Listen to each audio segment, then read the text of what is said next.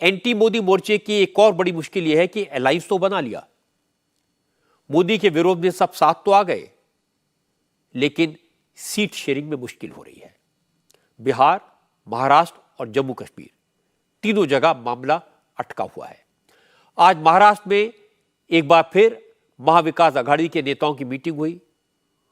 बहुत मनाने के बाद वंचित बहुजन अघाड़ी के नेता प्रकाश अंबेडकर भी मीटिंग में पहुंचे, लेकिन प्रकाश अंबेडकर ने कह दिया कि वो बराबरी की हिस्सेदारी चाहते हैं। उनसे पूछा गया कितनी सीटें चाहिए, कौन सी सीटें चाहिए, तो उन्होंने कहा फाइनल लिस्ट 2 दिन बाद दे पाएंगे। इसके बाद 9 मार्च को फिर मीटिंग करने का फैसला हुआ। महाविकास अघाड़ी के नेताओं को लग रहा है कि प्रकाश अंबेडकर उनके साथ अलायंस नहीं करना चाहते, वो सिर्फ टाइम पास कर रहे हैं। हालांकि अलायंस का कोई नेता यह बात खुलकर नहीं कह सकता, लेकिन आज की मीटिंग के बाद जितेंद्र आव्हाड ने कहा प्रकाश अंबेडकर बाबा साहब अंबेडकर के ग्रैंडसन हैं, इसलिए उन्हें पूरी उम्मीद है कि वो बीजेपी के साथ नहीं जाएंगे।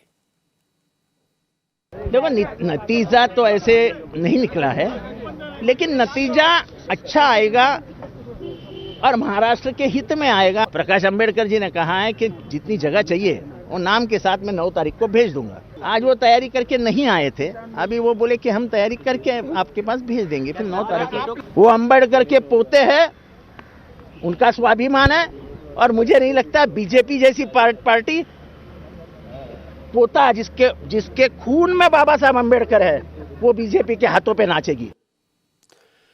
शरद पवार, उद्धव ठाकरे की दिक्कत है कि उन्हें प्रकाश अंबेडकर पर शक भी है।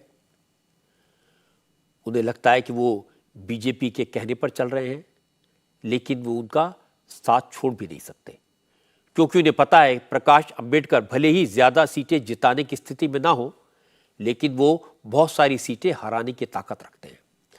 इसीलिए प्रकाश अंबेडकर सबको 1 महीने से घुमा रहे हैं और महाविकास अघाड़ी के नेता उनके पीछे पीछे घूमने को मजबूर है। दूसरी तरफ बीजेपी ने महाराष्ट्र में 48 में से 45 सीटें जीतने के टारगेट के साथ सीट शेयरिंग का फॉर्मूला करीब करीब फाइनल कर लिया है। अमित शाह 2 दिन से महाराष्ट्र में थे। उन्होंने देवेंद्र फडणवीस, अजीत पवार और एकनाथ शिंदे के साथ 2 बार मीटिंग की। पता यह लगा कि अमित शाह ने अजीत पवार और एकनाथ शिंदे को बता दिया कि गठबंधन में कौन कितनी सीटों पर लड़े ये जरूरी नहीं है, जरूरी यह है कि कौन कितनी सीटों पर जीत सकता है। इसके बाद तय हुआ कि बीजेपी 36 से 38 सीटों पर चुनाव लड़ सकती है। एकनाथ शिंदे की शिवसेना को 5 से 6 सीटें मिलेंगी और अजीत पवार के एनसीपी को 3 सीटें मिल सकती हैं। अजीत पवार और शिंदे अपनी पार्टी के कुछ नेताओं के नाम देंगे जो बीजेपी के सिंबल पर चुनाव लड़ सकते हैं। सीट किसको मिलती है ज़्यादा अहमियत नहीं रखता है, हमें मोदी जी को वापस प्राइम मिनिस्टर बनाना है और ये एक ही लक्ष्य है कि अपने देश की प्रगति, और देश की प्रगति करना है तो मोदी साहब ही प्राइम मिनिस्टर बनने चाहिए। आप अपने फ़ायदे के लिए, अपने ओन सेल्फिश मोटिव के लिए आज इकट्ठा आ रहे हैं और इसका विपरीत परिणाम अपने देश के प्रगति पे होगा, ये वस्तुस्थिति है। इसलिए हर भारतीय को आज चाहिए कि वो अपने पंतप्रधान के पीछे खड़े रहे। हमारी युति ऐसी है कि एक बार पालघर की सीट चाहिए थी, तो वो पालघर की सीट भी बीजेपी ने दी और अपना कैंडिडेट भी दिया, तो ये एक अलग से नाता रहता है। वो नाता हमने वहाँ पे कायम किया है, वो नाता सीएम साहब ने कायम किया है और वो नाता वैसे ही बरकरार रहेगा। कोई भी दिक्कत नहीं। आज तो एक ही एम है, लोकसभा, और वो लोकसभा जितना है अपने देश के लिए जितनी है। असल में महाराष्ट्र को लेकर बीजेपी को चिंता तो है, क्योंकि यहां भी बीजेपी वाली महायुति में भी वही प्रॉब्लम है जो महाविकास अघाड़ी के साथ है।